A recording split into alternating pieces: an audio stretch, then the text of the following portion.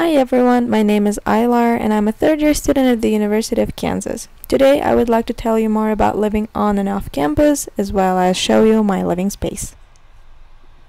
If you live on campus, chances are you will need to have a meal plan and go to cafeteria, while if you live off campus, you will have your own kitchen, you can do your own groceries, cook your own meals.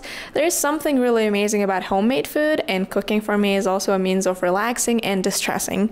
A lot of times if I'm feeling homesick, I would make my mom soup, or would make some manti, or would make some samsa, and all the other dishes that make me really miss home. So that would help me just to get closer to my family, get closer to my roots, and that's also a great way to just relax. One of the perks of living in your own apartment is that you get your on-site laundry. If you live in a dorm, a lot of times you will have a laundry room that you have to share with other people living on your floor. Sometimes it can be 20 other people, sometimes it can be more depending on the size of your building. When I lived in my scholarship hall at the University of Kansas, we had 50 women living in the same house, and we all had to share our laundry.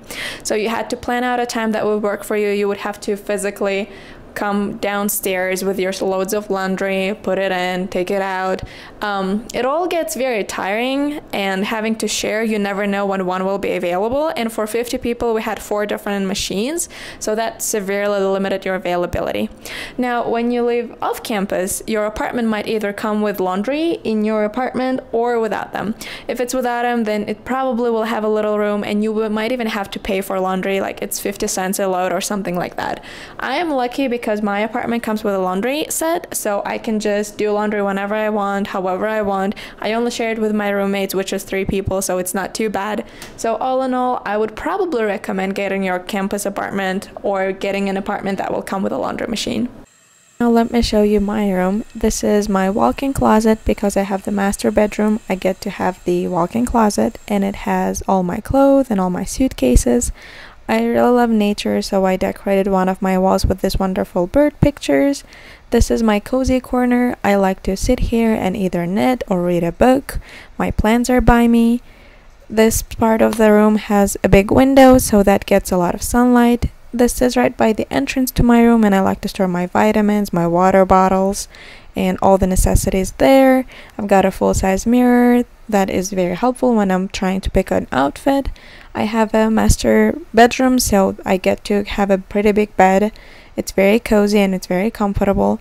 On a different wall, I have all my postcards that I've received over the years. Super cute note cards, a lot of dogs.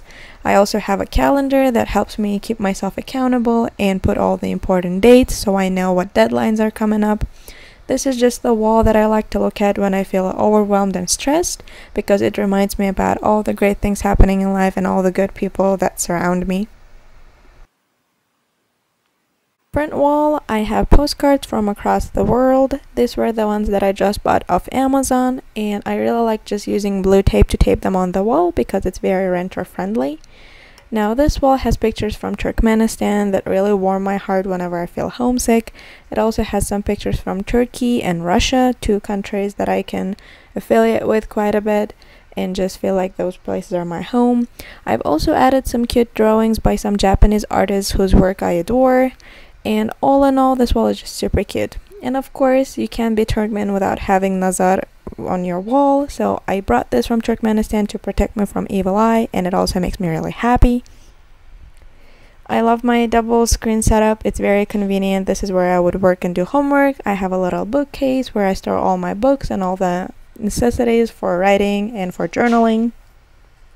And of course, if you've seen one of my previous videos, you've probably seen this little magnetic wall with all the magnets I've collected from different places I've been to. So all in all, while living on campus might have its own benefits, such as being closer to campus and being close to all social activities and whatnot, I will have to note that living off campus is oftentimes cheaper. It's more affordable. You get to have your own kitchen and your own spaces. You don't have to follow university guidelines on whether you can have guests over or not. It's also just more convenient, especially for me, but it's also difficult if you don't have people, like you would be living with. So when you live in a dorm, you will be matched with someone, so that's helpful. But if you live in an apartment, you will have to know who you're living with because you would have to sign a lease. Another aspect that is better for dorms compared to apartment is that with apartments, you sign a 12-month lease, meaning that you have to live there for 12 months. The university year is about 9 months long, so for those 3 summer months, even if you travel, you still have to pay for your apartment. While if you lived in dorms, you could just pack everything you have, move it all out, and then you can go whatever you want.